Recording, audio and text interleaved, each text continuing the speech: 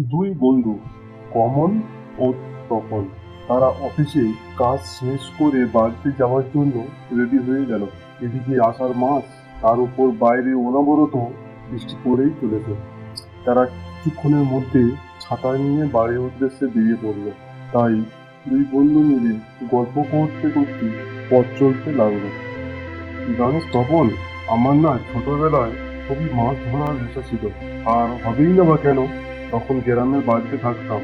গ্রামের অনেকেই মাছ ধরতো। এই আষাঢ় মাসে বৃষ্টি শুরু হলেই আর কেউ বাড়িতেই থাকতো না। কি দিন কি বা রাত, সবাই মাছ ধরতে ব্যস্ত থাকতো। পুকুর ও মাঠের জল ভরে যেত। মাঠে তখন পুকুরে সব মাছ উঠে চলে আসতো। আর সেই সব মাছের নেশায় কোনো কোনো দিন স্কুল বন্ধ করে মাছ ধরার নেশায় ডুবে থাকতাম আমি। কিন্তু এখন আর হয় না রে। শহরে এসে অফিসের কাজে আটকে গেলাম। এখন তো আমি বাবুয়ানা হয়ে গেছি। আর কি করবি বল, সময়ের সাথে সাথে সব কিছু পরিবর্তন হয়ে যায় রে। ও নিয়ে আর তুই চিন্তা করিস না। তাড়াতাড়ি চল দেখি, ওইদিকে বৃষ্টি ক্রমশ বাড়ছে। কোনো রকম বাড়িতে পৌঁছালে হয়। তার উপর বকুলপুরে শ্মশান থেকে যেতে হবে। কি জানি কপালে কি আছে। আর চল চল, তাড়াতাড়ি চল দেখি। বলে তারা তাড়াতাড়ি পা চালালো। এদিকে বৃষ্টির সাথে ক্রমশ হাওয়া বইতেও শুরু করেছে। পরিবেশটা আজ কেমন যেন থমথমে ভাব হয়ে আছে। ওই শ্মশানের দিক থেকে বলতে না বলতে তারা এসে পৌঁছালো ওই শ্মশানের কাছে।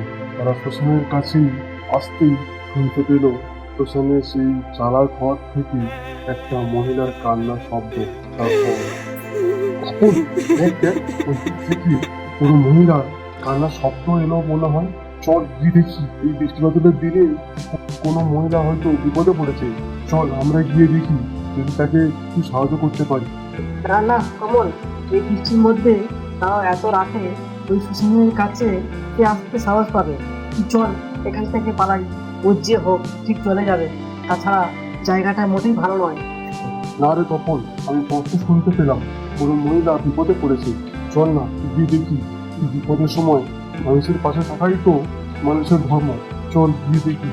তখন কমল ও তপন ওই শব্দ অনুসরণ করে সেই দিকেই গেল।